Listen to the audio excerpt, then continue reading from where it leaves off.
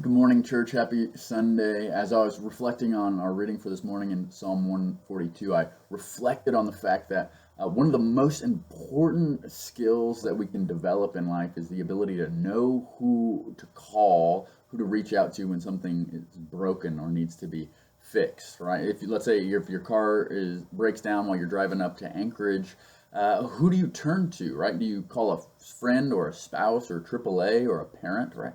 Whatever you do, here's what I know you do not do. You don't, when you need a mechanic, you don't call a restaurant and ask them to send a waitress or delivery guy to come help you fix your car, right? When you need a plumber, you don't call an electrician and complain to them about all your plumbing needs. You and I instinctively get this. We go to the one who actually has the ability to solve and to fix our problem. But so often when we face the most difficult things in life, the most important things that are actually broken, we fail to turn to the one who has the ability to actually fix it. Right? When someone treats us wrong or poorly, we instinctively try to take things into our own hands. We try to get even or retaliate, or we just internalize it and rehearse that person's sin until we get bitter. Or when there's someone who we interact with who's really hard to be around or drives us insane, there's constant friction in our relationship. What do? Well, we go to our friends or our family members or our coworkers and we complain to them about that person, about how rude or idiotic or frustrating they are, right? So we either turn to ourselves or we turn to other people to deal with our problems. But often we're slow to go to God, to our Father.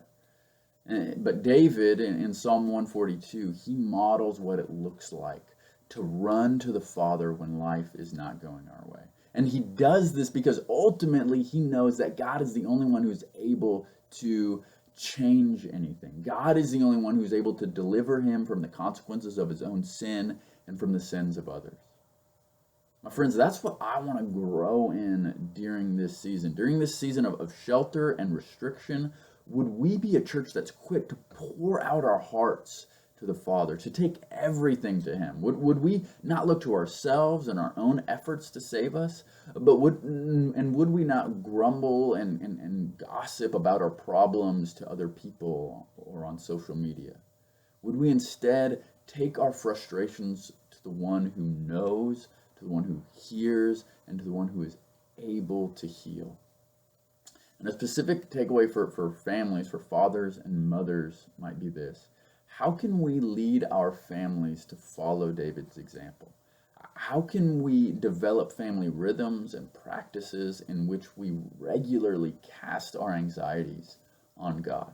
On days when conflict and disagreement and fighting have been especially present in our homes, how can we as a family acknowledge that tension and that frustration to the Lord together, and then together ask Him for the grace to grow?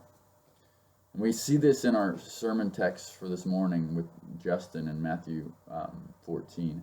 Jesus is a gracious and a sovereign protector and provider. He cares for those He leads, and He will hear our prayers. So have a great day, church.